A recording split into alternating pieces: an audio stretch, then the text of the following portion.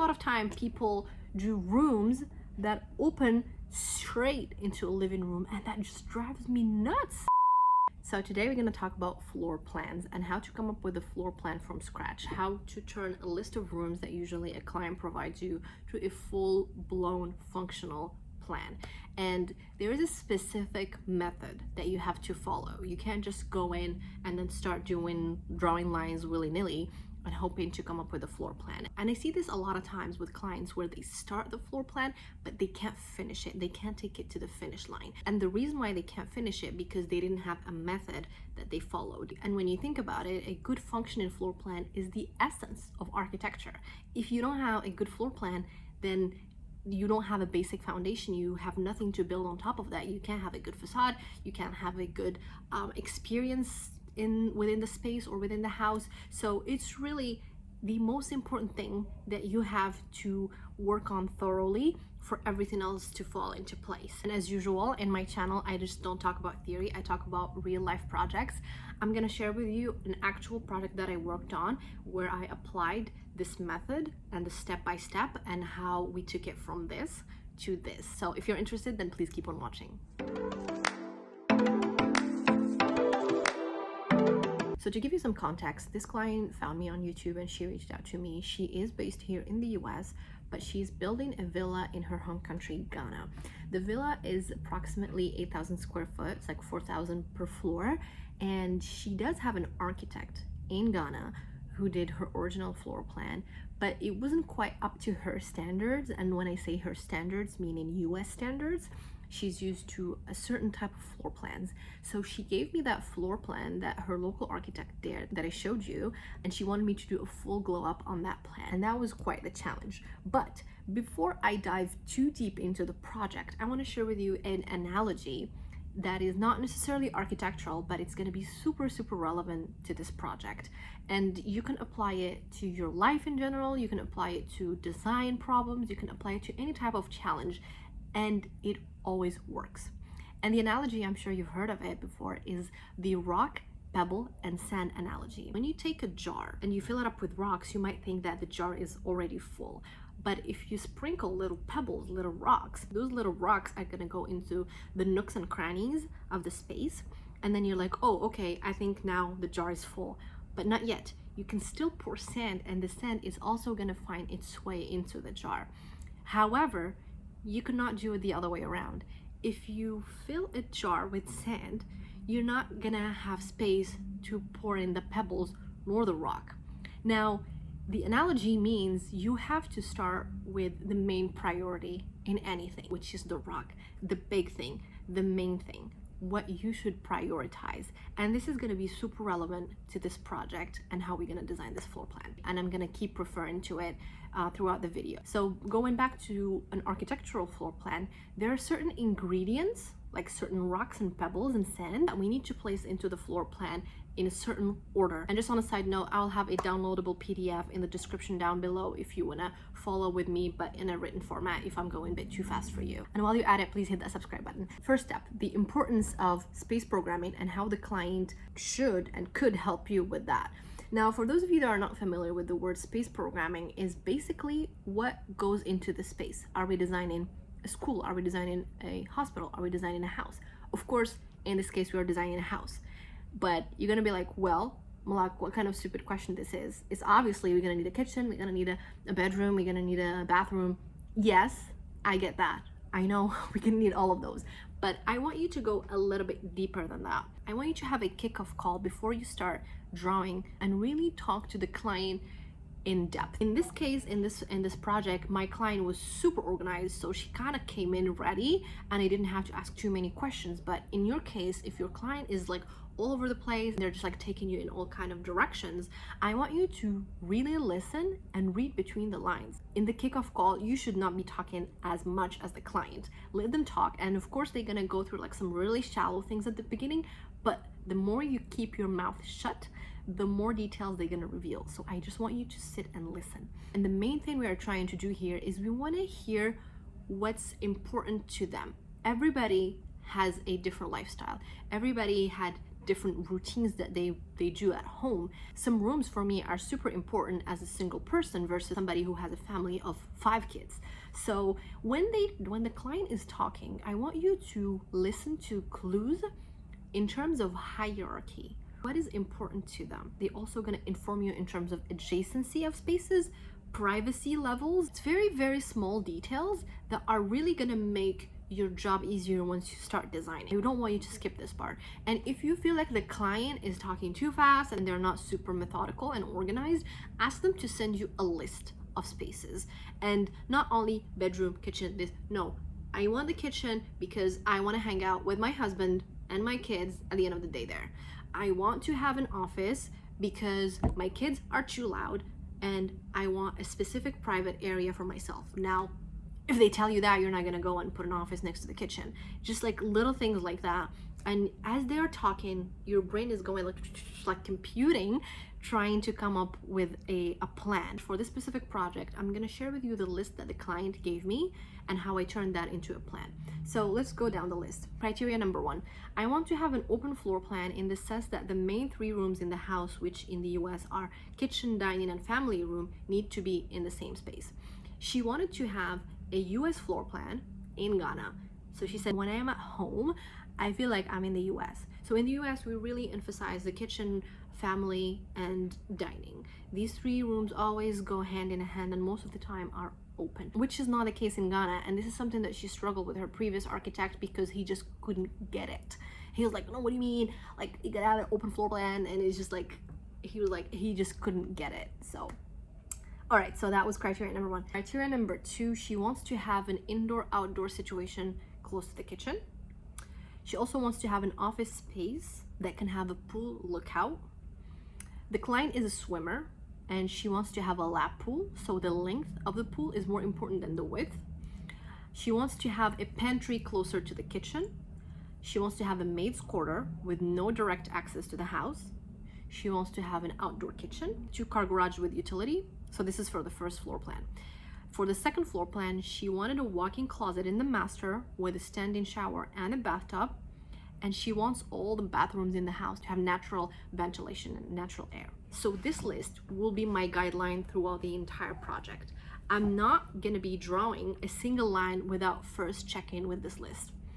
I'm gonna print it out. You don't have to print it out, just put it on your, like, paste it next to you in your Revit or in your CAD, and always have it next to your plan. Now, you might not be able to give the client all of this because of budget constraints, space constraint, so many things, but we're gonna aim to check all these boxes. And it's fine if we don't. Always need compromises in life. So now that we have the space program, we're gonna move to the second step, which is understanding the site and how to best position and orient the house. Now, notice what I did. I talked about the program first, then I'm talking about the site. This is counterintuitive, and a lot of people are gonna fight me on this, but I highly suggest that you talk about the program first with your client before you go and look at the site. And I have a reason why I do this, because once you know the program, you're kind of getting an idea in your head, and the minute you see the site, you're visually, like, here you're using like your visual brain. You're visually gonna take that plan and put it into the site. It might not fit from the get-go, but at least you know what you're working with.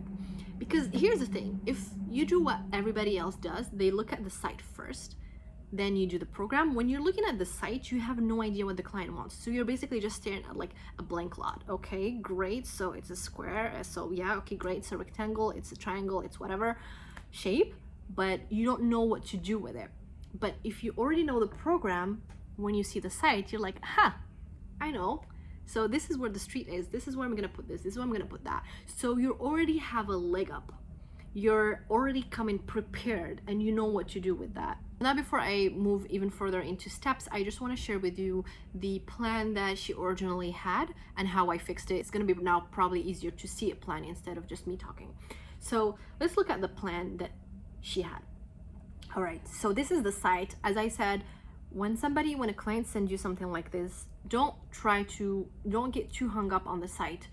the site is very important, but we're gonna get to it. Let's look at the program first.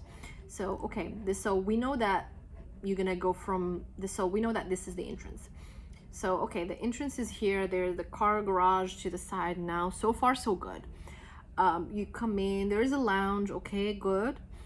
The first thing that jumps at me is the circulation. There's just so much circulation, so many corridors, so many dead ends, and not necessarily the most efficient plan, but that's fine. Let's keep on going. Open kitchen, but she wants to have the kitchen and the dining having a view on the pool. Now that's not checked. Let's keep on going. I see there's another kitchen here, and he asked her, why do you have two kitchens? She said, well, in Ghana, as much as I want to have an open floor plan, I want to have a kitchen that's open to all the other spaces. We do have some food that could be smelly, that could be spicy, and I don't want that in the house. So that's why I want to push the kitchen and have a kitchen that could have outdoor ventilation and just like, you know, kind of the dirty back of the house type of kitchen. And that's something that we can fix without having to take up that much space. And I'm gonna share with you in a minute how we did that. Now let's keep on going. She wanted a guest bedroom that would look out the swimming pool. Okay, that's done. We have a study, that's done. Boys room, maid's room. I think this is the quarters, the maid's quarter, and they would have kind of like a driver and somebody who takes care of the house, and that should not have an access to the house. Okay, that's good. She wanted to have a laundry downstairs. That's good. And then there's also a powder room here. Okay, kitchen storage, like a pantry. So here's something that she told me that bothered her. She said between the open kitchen and the closed kitchen, there's going to be a lot of traffic back and forth, and you will have to go across this whole thing here to the other side. You're gonna have to be constantly jumping between this and that. So this is gonna be a super high traffic area, and like things are gonna drip, and it's just gonna be super messy, and it's not very efficient. Now remember the adjacency matrix? That's when it becomes important to look at what goes where next to what.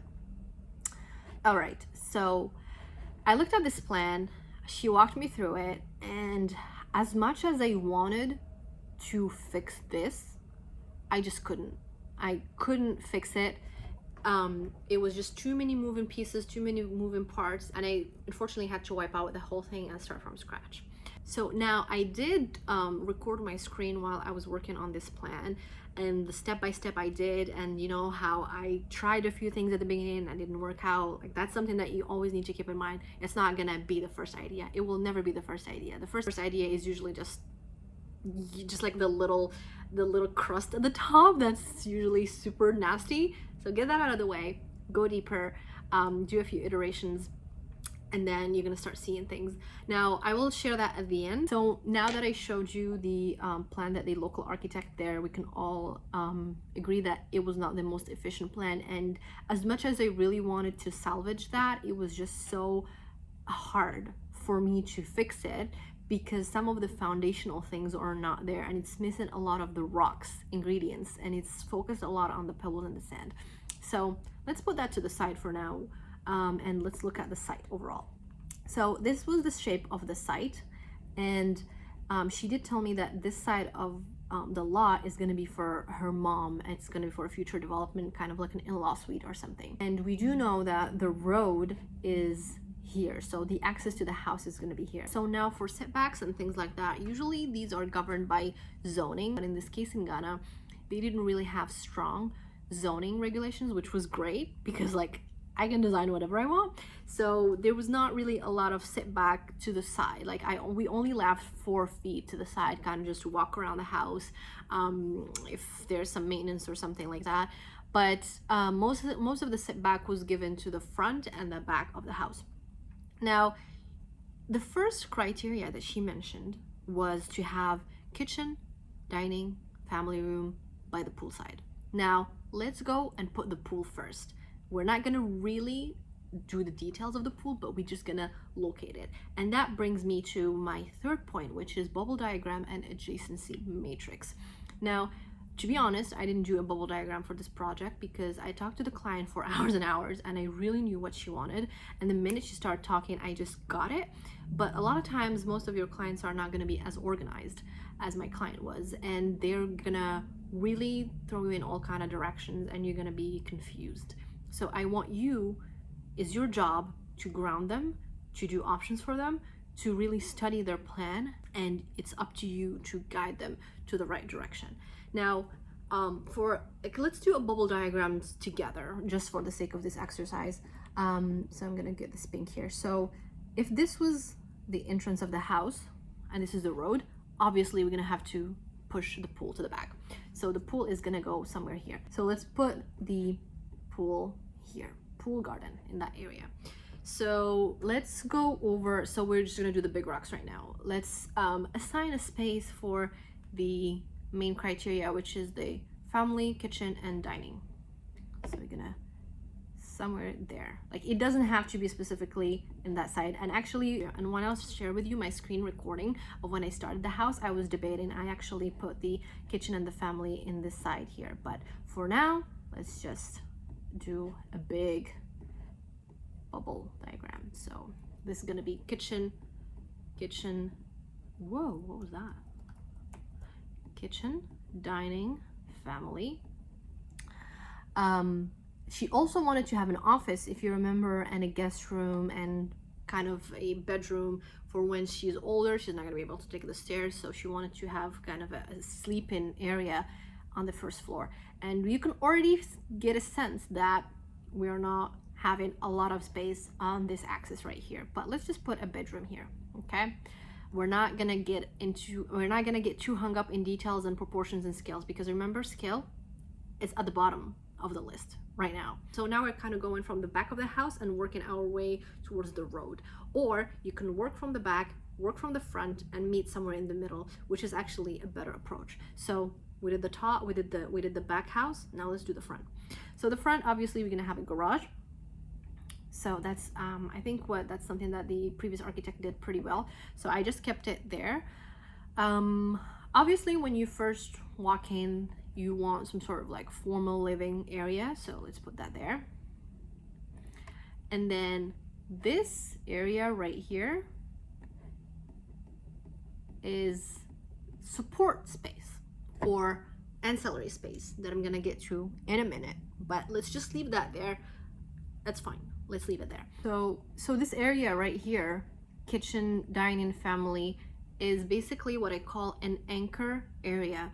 This area is the biggest rock of them all, and you have to keep it there. You have to hold it, and everything else should go around that.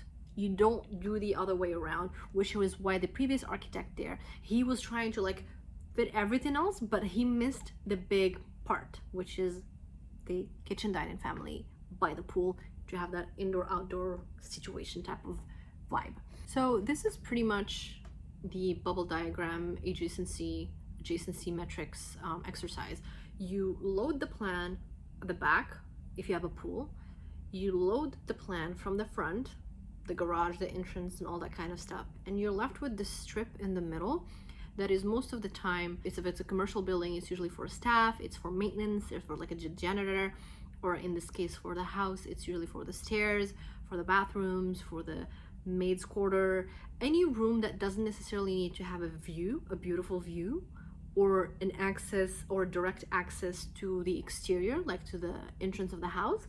And also these rooms don't necessarily need lighting, need good ventilation, stuff like that, because they are just accessory spaces or ancillary spaces. And that brings me to my next point, which is ancillary spaces. So now that we loaded the floor from the back, which is probably the best part to start with, especially if you have a pool, you want to really maximize that area and have as many rooms that can take advantage of the view.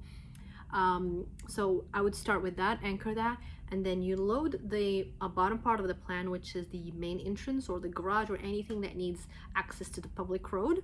And then what happens is that you are left with this middle portion that usually doesn't have good views or direct daylight, and that's okay, because that's where we're gonna put our accessory spaces, like usually bathrooms, storage, stairs, super utilitarian rooms. And by default it's just somewhere in the middle and it just fits perfectly. Now if we look at the previous architect, he really gave some of the most valuable real estate to some rooms that are not worth it. Like for example, the laundry room. Why should the laundry room have a view of the pool? I don't know. Why should the bath have a view of the pool? Maybe that could be like a nice experience where you can have the bathtub and like look at the view, but we are missing the kitchen that should have the swimming pool. We're missing the big rock. The big rock is the one that needs to be looking at the pool, not the sand, not the pebbles. Especially like the boys' room, it's like for the driver of the house. This guy, he is worth having a view of the house, but most of the time he's not going to be there. He's probably going to be in the garden, or he's going to be like dropping off people, so he's not going to spend most of his time there. Whereas the kitchen, the family room, the dining room, that's where the family is really going to spend most of its time, and that should have a priority of the pool view. Okay, so going back to my accessory spaces, usually these spaces is not really something that the client is going to be mentioning, like storage spaces, powder room and stuff like that, but it's really up to you to put it in there. And like the utility, the bathroom, the storage should all go in that area. Besides the fact that it's in the middle of the house and it's not really having the best views and it's not having good access to the main entrance, this area here also acts as a buffer, which brings me to my next point, which is private zones versus open zones. So if we look at this plan here, so I'm gonna just clean it up quickly.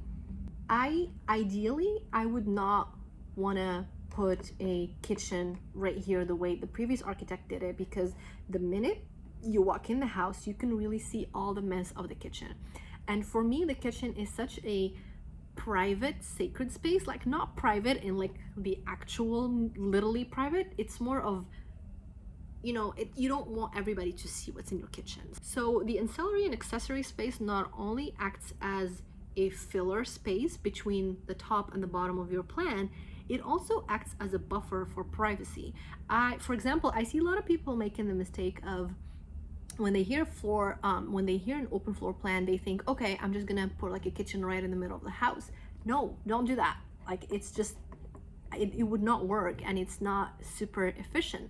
Especially like, for example, if we look at the case here where the architect put a kitchen right here. So you first walk in and then you see the kitchen right there. Personally, I don't want people to see my business, to see my kitchen. It's just, I would rather have kind of a mental preparation hearing that somebody's coming in so I can prepare myself. But just showing up and then you see everybody's kitchen, that's not the most appealing thing to look at the first thing when you walk into a house, especially the kitchen. You know, it tends to be messy a little bit. You know, it's just like by virtue and nature of the space, you have clutter, you have things in the kitchen that you don't want to expose first things first. Now, so this space right here, for example, as I said, you walk in and then you have your formal area, and then you have a wall here where you can put your console table, you can put your little coat closet, you can put a mirror, especially a coat closet. I feel like it's super convenient. At the entrance, people put their shoes out, their keys, their phones and stuff like that. So it's always nice to have something that's hidden. I'm going to show you a little bit in the 3D how we did it, but you know, just something that you can put your thing inside, close the door, stays neat, stays clean, especially in that formal area when the person first comes into your house. Now, this area right here, like anybody can show up and sit here. It should always be clean. You know, like a friend of a friend, like a new neighbor, everybody can come here. But this level, you have to go kind of through a little border type of thing. You need to go through the patrol before you see the kitchen, you see the family room, you see the dining room. And the family room is probably mostly where the kids are going to be playing, and it's going to be toys on the floor. So you will have a minute to prepare to welcome the guest. Now, this space here, you know, you can have friends over, you can have your close family, you can have your siblings there. This is fine as a privacy. Like I would put this like zone 1 in terms of privacy. This is zone 1. It's very low privacy. This is zone 2. And I would say like the bedrooms upstairs, like the guest suite or the office here, I would put it as zone 3 because you don't want anybody just like barging in and seeing what you're doing. So now that we talked about privacy and how your accessory spaces and ancillary spaces can act as a buffer, let's look at the circulation of the house. The circulation should be totally minimized, completely minimized. And that was something that was kind of a little bit lacking in the previous architect's plan. So if we just kind of outline the circulation here. So all of this was circulation. That's quite a bit of square footage. And the reason why they ended up with that much circulation because they didn't follow the rock, pebble, and sand analogy, because they didn't do the bubble diagram, because they didn't do the adjacency diagram. When things are further apart from each other, you're gonna have more circulation. That's just how it is.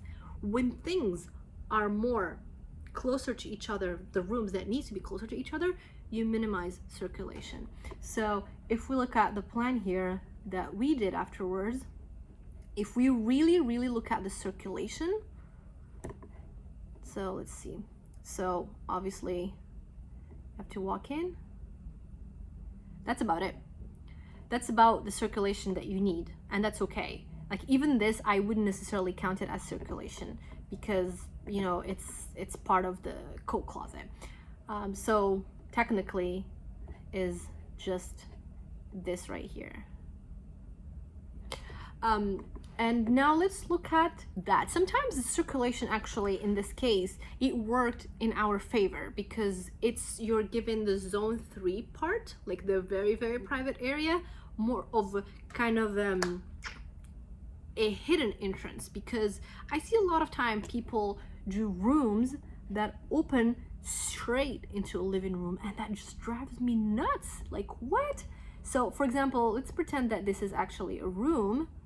They would have a room here and it would have a door that goes straight into the living room. I'm like, what? No, that's an architectural crime.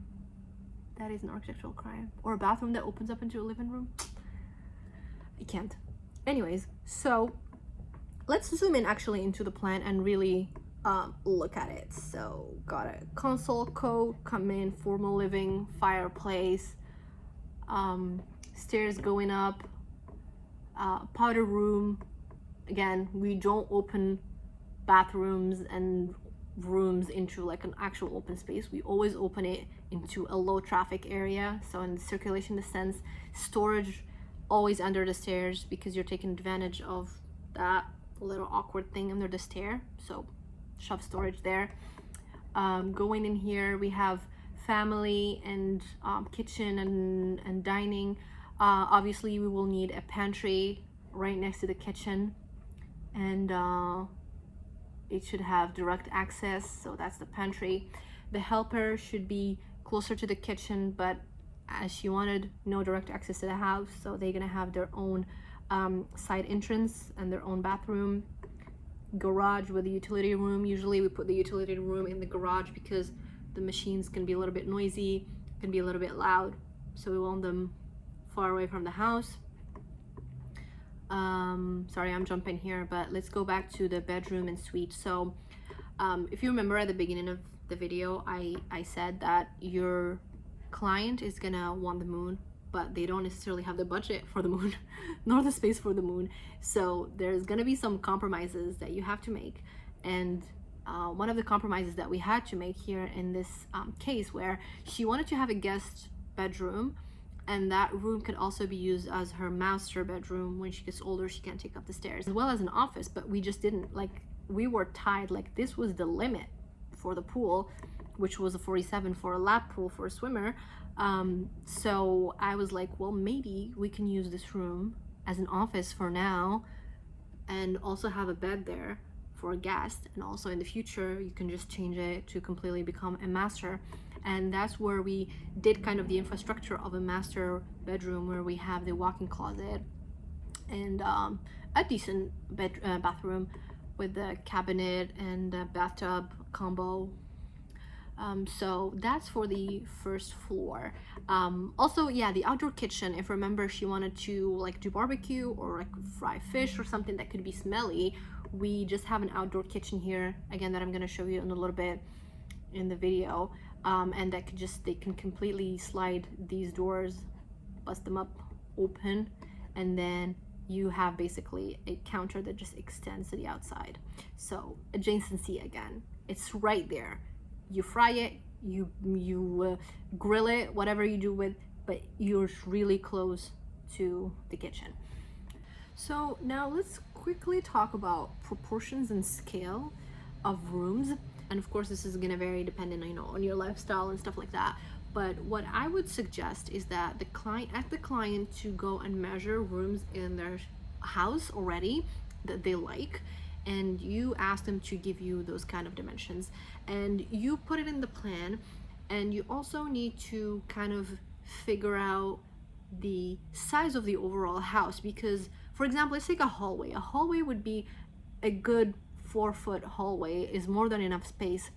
But for a mansion, for example, a 4-foot hallway is gonna feel so narrow, so you probably want to bump that up to 6 foot. Another trick is that what you can do is you should always take your model as early as possible to Lumion and start putting people and furniture, countertops, millwork, anything that can give you a sense of scale. Because if you're just going to be designing in 2D, a space might feel fine, but when you really get into it, it's probably not.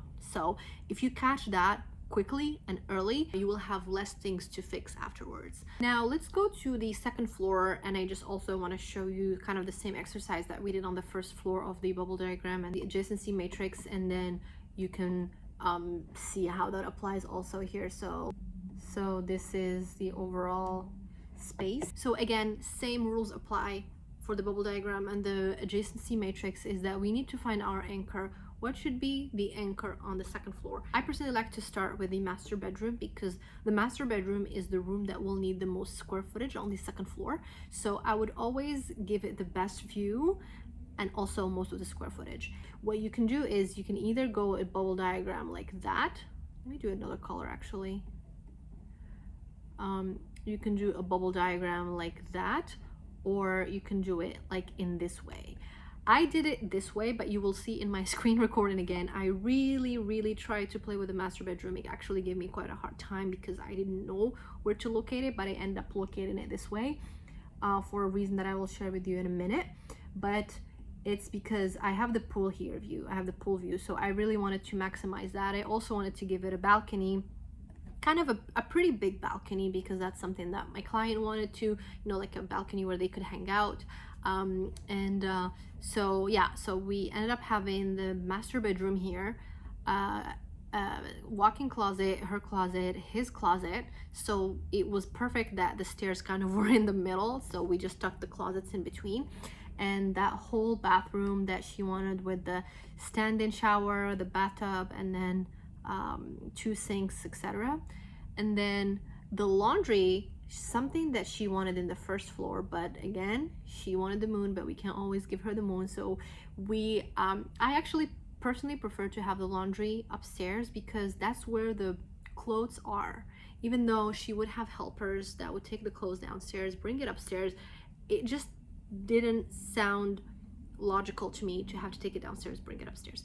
Okay, so we did the laundry here, and also the other side of the house would be all the bedrooms, and then there's something, and then for her office, because we couldn't give her a full-blown office downstairs by the pool view, I told her we probably still need kind of a designated area because she works from home, so I wanted to give her a designated area for her office, and we put an office here. And now we are left with this middle giant part in the house.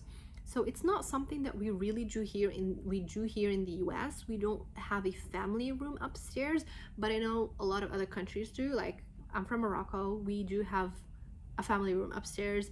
I had a client from Syria. He told me that he wanted a family room upstairs. In Ghana, they have family room upstairs, and it was quite spacious. So what we did is that we had a kind of a wet bar where they could, you know, like fix themselves a drink or a tea or something like that. So we had the mini bar there, and of course the balcony on this side as well, and a balcony on this room. Now that's pretty much the second floor. So now that I showed you the first floor, the second floor, I'm gonna briefly talk about the facade, and I'm gonna show you the 3D and the backyard of the house where the pool is and all that. So let me just go to Lumion quickly. So let's talk about the facade. The facade, my client was more on the side of that really wanted to have an efficient floor plan. The facade was, you know, still important, but she wanted a functional floor plan. So we didn't really do like back and forth between the facade. I just wanted to hone down on the floor plan. And then for the facade, we did a few tricks, you know, like the garage, we pulled it out, we pushed the house back. We had this giant column in the middle. We had balconies that were cantilevering from the second floor. And I'm gonna show you that in a minute. So there was like a little bit of push and pull. So there was some push and pull and some hierarchy, stuff like that. So this is where her office is. This is another bedroom. This is the garage. So this is the entrance. This is that big column that I told you about, just to add a little texture to the facade and give it some dimension, give it some character. Now, so if we walk in to the house, the inside, so this is the living room, and this is where I was saying you need to have that formal area. This is the space where it's always going to be neat. Anybody who comes before calling, before they just like drop in, you can always welcome them here. So we have a little wall with a fireplace. To the side we have that closet that I was telling you about. Actually, let me change this to realistic. So this is that coat closet that I told you about, where you can put all your keys, all your shoes, everything just stays clean. So this is the stairs going up. This is the buffer. This is where the middle area where we're gonna put all our utility rooms and stuff like that. And now we are approaching the main anchor, and this is where the family room is, and the dining area and the kitchen.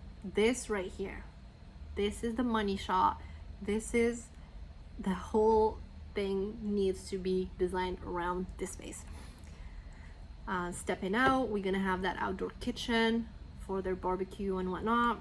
We're gonna have that big sliding door for the open space. We're gonna have the pool, little breakfast area.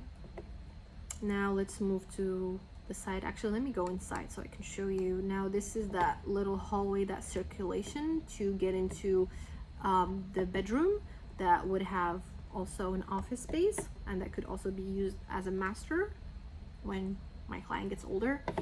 So this is that, and then you have the walk-in closet, and then not a walk-in closet, but more of just a little closet, and then the bathroom. So now let's go back out. Sorry, you're getting dizzy, I know that. So let's go upstairs. So when you go upstairs, this is that family area here with the little wet bar and the balcony. This side, this is where she's gonna have her office. Let's go take a look at her master. The master, this is her walk-in closet, and then his and hers, and then this is the bathtub, shower. Now let's go out. Let's take a look at the facade from the outside.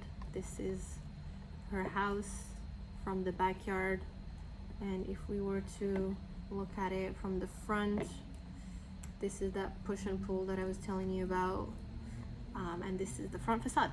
So that's pretty much the process of how I design a floor plan. So now to recap basically on what we covered in this video is that first of all, you need to really understand the space requirement. It's gonna make your life so much easier. Just talk to your client, really talk to them, ask them questions, have multiple calls with them until you really get it and you just get in their head, because a lot of times your clients are not going to be able to explain what they want from the get-go. So really pace them out, right, until they figure out what they want.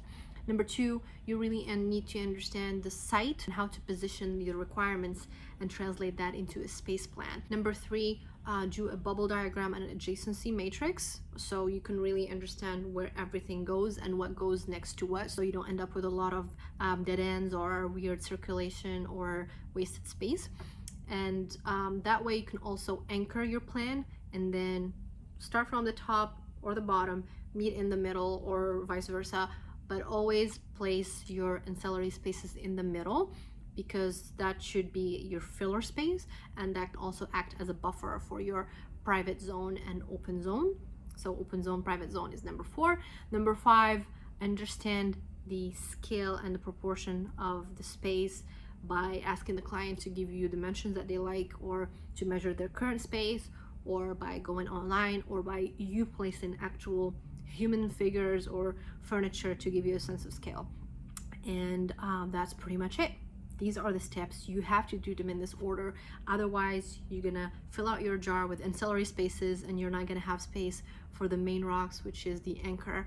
So always follow this method. It's okay to start with something and not end up with that, and you will see in my screen recording that I'm gonna share with you many times I had to flip the plan until I got it right, because it's so daunting at the beginning and you're getting so much information that your brain is not fast enough to process all of that and turn it into a tangible things. You're just like listening, and it's okay to just absorb, take a few days off, but keep it in the back of your mind. So how can I put this with that? It's like a little Lego or little puzzle, but I promise you, if you prioritize your spaces, everything is gonna find a home and everything is just gonna feel right. If you want to read more about programming and understanding space planning and bubble diagrams, adjacency matrix, there's a really good book called Problem Seeking and Architectural Programming Primer by William Penna, and it really talks about the early stages of the project and how to talk to the client and understand their needs, their wants, their must-haves, their good to have, and it really kind of walks you through that process and that mental map before you really dive in and start drawing walls, and then it's going to end up costing you more time and money to fix the plan instead of just doing it right from the beginning. So I hope that was helpful. Please don't forget to grab your downloadable PDF from the description box, hit the subscribe button, leave me a comment, share with me your tips on how you design your plans or what was your aha moment from this video, and as usual, I'll see you in the next one. Bye!